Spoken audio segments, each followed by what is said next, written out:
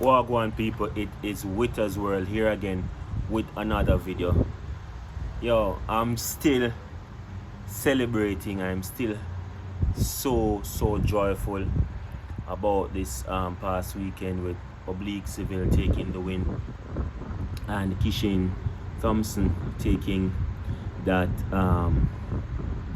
silver. So it's really an amazing feeling to see that we are back in our rightful place where we belong.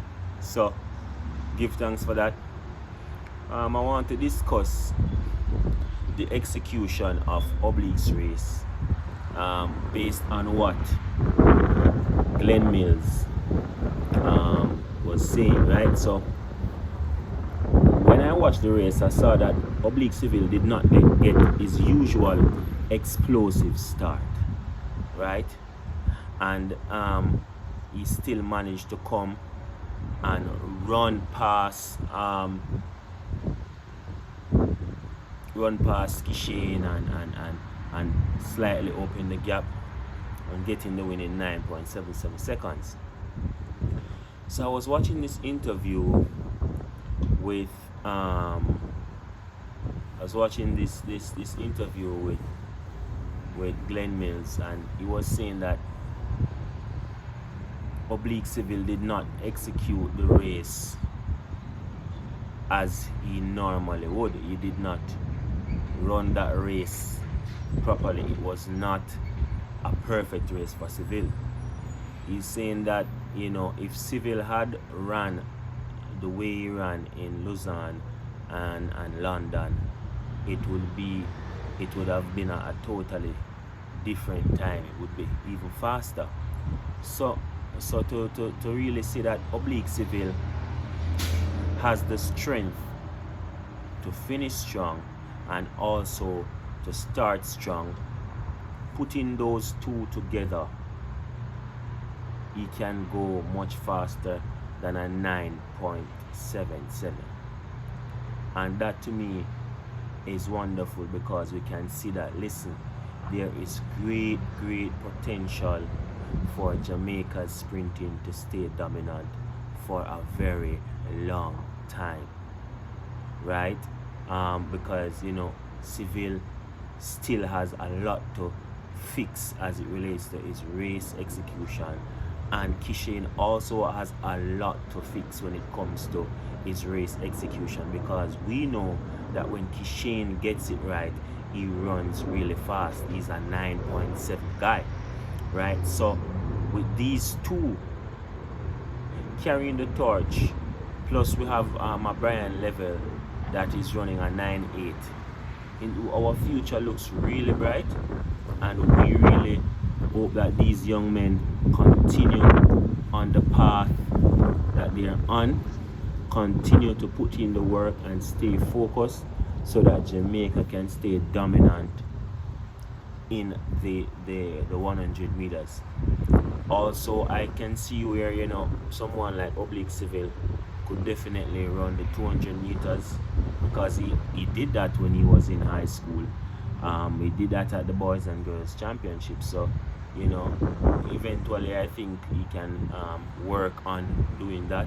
But as you can see, Glen Mills is taking a step-by-step approach with Seville. He's taking his time to work on him, you know, because he told Seville that this was going to take a while, you know what I mean, because this was his project. He was saying, like, this is going to take a while, you know, we need time for you to mature, we need time for your body to be able to handle the speed. So, you know, he was working on him, giving him his training over the 4 years, and now he puts it all together, and, you know, we see greatness.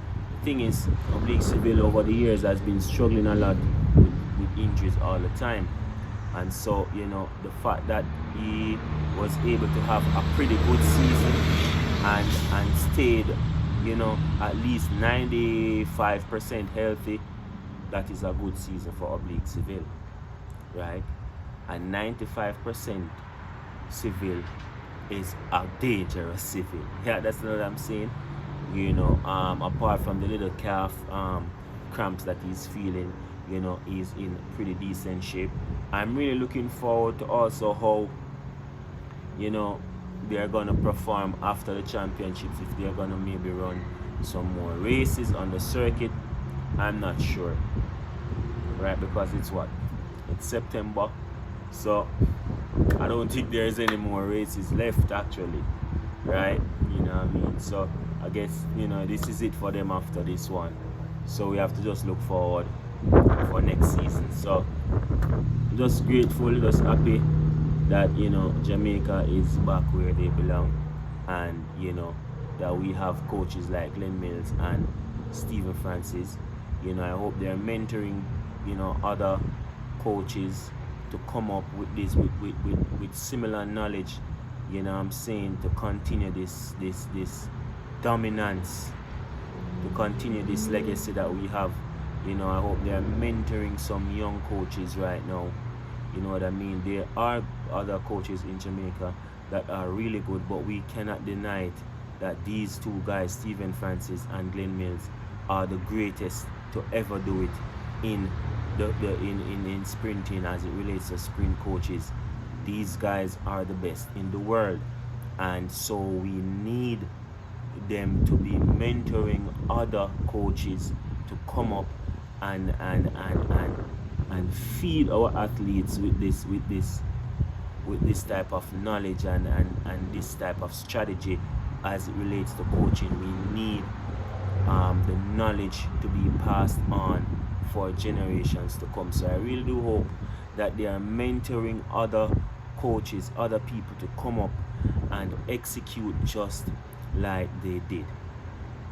Now, with that said, I also want to say, I was shocked and surprised by Rashid McDonald making the final, because normally he's just always kind of inconsistent, and it really didn't give me the confidence in him over the years that he has been competing, from the time when he ran the 43 in the heat and broke the national record, and didn't make the final. That was kind of the icing on the cake for me to say, this is crazy, right? So to see him come back and really shut us up, I'm really happy.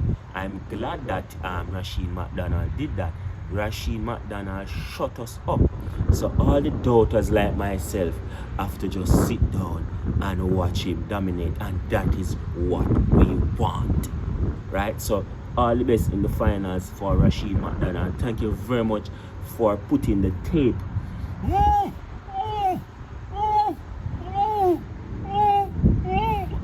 and shutting us up, right? Big up. Remember to like, comment, share, and subscribe to it as well.